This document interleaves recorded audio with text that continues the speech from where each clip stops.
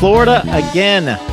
Mark Rogers TV, the voice of college football, breaking down some Michigan football as the Wolverines prepare for another shot at the Florida Gators and a third win over them in 24 months. We, of course, bring in Steve Dace from Michigan Podcast to talk Michigan football. Steve, how you doing tonight? I'm well, Mark. How you doing, man? I'm doing great and enjoy bowl season, regardless of all the ridiculous names and plethora of teams that may or may not deserve it. What is your general thought about the number of games? In general, I think there are too many games, but I also think, given the level of work and commitment that is required of these young men, and the fact that these games get ratings. I remember a couple of years ago, I was watching Central Michigan in like the Boca Raton Bowl, the same time Kentucky was playing North Carolina in college basketball, and that bowl game outdrew on ESPN, got a better number than Kentucky North Carolina did in college basketball on CBS. And I think I heard Kirk Herbstreit say today that the highest rated week for ESPN every year is the last week of bowl week. So these things have a market. People like to watch them, and I don't think they're participation trophies, which I'm vehemently against. And the reason why is because, again, the amount of commitment that goes into, being a full-time college football player. I wouldn't mind a rule that a 6-6 team doesn't make a bowl game. But if they're good for the community and people want to watch and advertisers can introduce their products to people, well, I'm a capitalist, so there's worse problems in the world. I made the same college basketball ratings comparison last night and have many times because they're exactly as you outline. Even the major college basketball games that we find to be the marquee matchups of the regular season do not compare to even the low-level bowl games. I think a lot of people are fooled by the lack of people in the stands. It takes money and time and effort to travel great distances. So that has nothing to do with the level of interest of people wanting to watch college football on TV. All right. You nailed it, man. Yeah, let's talk some Michigan football here. So you're looking at Florida for the third time in 24 months. This makes no sense to me. So if we make a quick flip of teams, we would see Michigan and LSU line up for the first time ever, and we would see Central Florida and Florida play for the Florida unofficial state championship. That would seem to be the best way that these could be arranged. Yeah, it didn't make any sense at all. And if you listen to the committee chairman, when he was asked on ESPN about why did he put these teams together, he gave some cockamamie answer about well, Michigan, given the season it's had, deserved, to travel closer to home. Like, this is the pod system in college basketball. And I don't know. I guess I didn't realize Ann Arbor to Atlanta was a hop, skip, and a jump. I mean, it was just dumb, And I actually thought this year the committee did the worst job easily of any of the years. Even the way I thought they came up probably with the right four teams. I would have picked Ohio State because at their best, they put the best display of football of all the teams up for that fourth spot that anybody has seen all year with the thumping that they gave to us. And I'm really, I'm not happy at all that we're starting to judge teams by what their floors are as opposed to their ceilings. I believe in a meritocracy, and I'm more interested in how good a team can be at its best than whether or not it crapped the bed in the middle of October in a otherwise meaningless game compared to what it can do at its best. I looked at the rest of these matchups, moving Washington State down as far as they could. There's no rationale for it other than they just didn't want to put them in a major bowl. I don't know why Florida is 4 spots ahead of Kentucky when Kentucky beat them, other than they just didn't want to put Kentucky in a New Year's Six bowl. I'm trying to figure out why Penn State's behind Florida when they're both 9-3, and 2 of Florida's wins are against FCS teams. It's just, the logic was all over the place. When they would get questioned, they'd say, on one hand, it was about a team's resume, and then on the other hand, it would be about the eye test. And it really it was very Star Chamber, Politburo-esque, where we just had the outcome we wanted to generate, and we were just going to come up with whatever reverse engineering, explanation to give you. If the previous committees aired, they aired, I thought, too much on the side. The Kirby Hope Kocut committees and Jeff Long committees, I thought, aired too much on the side of trying to get it right, and move around teams with head-to-head matchups and stuff.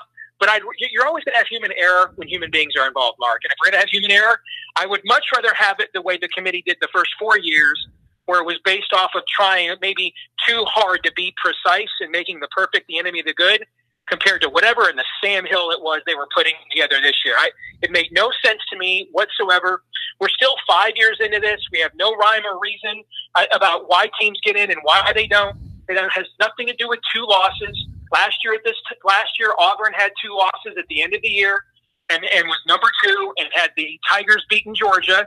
They'd have been in the playoff with 2 losses. So it makes no sense to me. The matchup doesn't make any sense to me. And I think you can see by the fact that even though the game is a sellout, Michigan still has several thousand tickets still to sell. Yeah, so going back to your initial response, they're certainly judging the floor of one particular team the last 2 years. And to your next point, why wouldn't we want, yes, the best of that particular team, not just any time, but especially this year when we're looking for the best challenger or another challenger to what is maybe one of the great behemoths of college football that we've seen in recent times, and that's this Alabama juggernaut. Why don't we get another team into the fray that could possibly, on a good day, stand a chance? Well, I don't know why Georgia is 5. To me, you either think Georgia belongs in the playoff or they're behind the conference champions. Mm-hmm. It makes no sense. That argument makes no sense to me at all. I didn't understand, and I love Kirk Herbstreit, man. I didn't understand the argument, him and ESPN. It's the second year in a row. See, I think it's a dangerous thing. And I said this years ago. It's just human nature. Imagine, I work in the political arena full time. So imagine if the 3 cable networks were bidding for the exclusive rights to broadcast the election. And then they're covering the election at the same time. That's too much power. And what we have right now is ESPN has earned its perch as the only sports opinion really entity that matters nationally. And they have the best talent. They've got the best process, the best coverage. They're the big brand name. They've earned that spot. But the problem is now they're covering the games too. And so if you've watched the last 2 years in a row, with limited exceptions, this year, ironically, it was actually Greg McElroy from the SEC network who kept pushing back. But this is the second year in a row that the 24-hour, the 12 hours before or between when the Big Ten championship game ends and the committee announces who the final 4 teams are, that this has been put another team from the SEC that didn't win its conference telethon, that they've done at ESPN 2 years in a row. And I don't understand the argument. And Kirk will defend himself. He'll say, well, it would do better for us in the ratings to nationalize the process more. Well, I don't know. I mean, you're also a major corporate partner of the SEC, and the Big Ten's a major corporate partner now of Fox. So maybe it wouldn't do well. Maybe when half of your marketing is it just means more in the SEC every weekend, maybe it's better for you if you have other SEC teams. But I don't know the answer, and that's what opens yourself up to scrutiny when you have this kind of arrangement. Because essentially Kirk Herbstreit was arguing the season doesn't matter. That what mattered are recruiting rankings, and that Georgia played tough against Alabama when their quarterback played on one foot and then got knocked out of the game.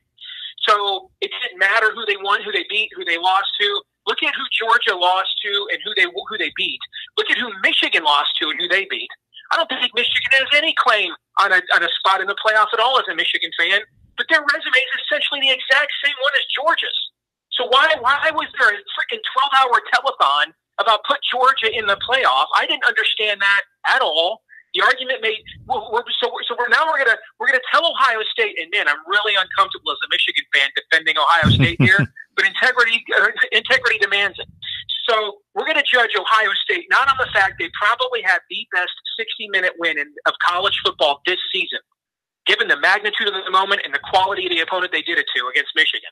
We're going to judge them for what they did against Purdue. Okay. But then we're going to judge Georgia for the games they lost. What?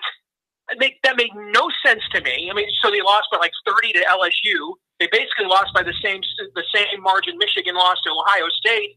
I didn't understand that line of reasoning, Mark. It made no sense to me at all. And it's not good for the sport to have this thing become a wholly subjective regional enterprise. And that's what it has become. So going back 1 year to 2017, my argument that I did not hear from anyone else in defense of Ohio State was that if you were going to judge the loss to Iowa as being egregious, 31 points, and that's obviously what it took to knock Ohio State out of the playoff in the comparison to Alabama, then you have to judge like wins. So if that's a bad loss and it's a worse loss than anything that Alabama had on its resume, despite Ohio State having better wins on its resume with Penn State, Wisconsin, and Michigan State, they had a Michigan State 48-3 win over a top 15 team. And Alabama did not have one of those. So why didn't we talk about the top 15 win, 48-3, to balance out the Iowa game that Alabama could not boast? Maybe for the same reason that Texas lost to West Virginia at home, has 4 losses, and is behind West Virginia. Why? Because they'd rather had Texas, Georgia in the Sugar Bowl than Georgia, West Virginia. That's why. It's the same reason Washington State is number 7 one week, loses at home to Washington. Washington goes up like 7 spots. So apparently beating Washington State's really impressive. Okay, I agree. I mean, that was a really impressive win for Washington there in the Apple Cup on the road in the snow. But then if it's so impressive, if Washington State's so good, why did they drop like 5 spots or 7 spots or whatever it was after that loss? It doesn't make any sense. The process is entirely subjective. You know, since 1993 in college basketball, they gave us the RPI, and people complained, but at least they gave us some objective metric. This year, they're giving us the net ratings so that we can see what is the objective framework, not just the math that they do, but how they're doing the math. What's the process? We don't know what the hell they're doing in there, what the hell they're saying, who's saying what. We don't have a clue. And the difference between this and college basketball is we're having this argument every year, really, over the last 4 or 5 teams to get in college basketball. This year, we're having an argument, and in this sport, we're having an argument every year about the best teams. And there's a lot more money. And when you look at, you know, I know the Big Ten wants that 9th game for television revenue, but I think someone over there at the league office, Mark, needs to do a feasibility study that asks themselves, whatever revenue we're making from a 9th conference game, what revenue did we lose because Florida's in the New Year's Six and Penn State is not? What revenue did we lose because our champion hasn't been in the playoff 3 years in a row? What revenue have we lost that the last 3 years, we've had 4, 5, and 7 teams that didn't go to bowl games because they had to play a 9th conference game, and so we had to forfeit their slots to other conferences. I think someone over there at the league office needs to start asking some of those questions and doing some of that math. And just the bowl matchups in particular, one that bothers me, and it has nothing to do with the selection committee nor the New Year's Six, is that Wisconsin and Miami play again 1 year after that they played. And there are plenty of ACC and Big Ten matchups that could be swapped out to present a different matchup and a more intriguing matchup. I kind of like Purdue and Miami with the high-flying Blau and Moore connection taking on the Miami defense, and then send Wisconsin elsewhere to take on Auburn. But certainly, yeah, a lot of questions there.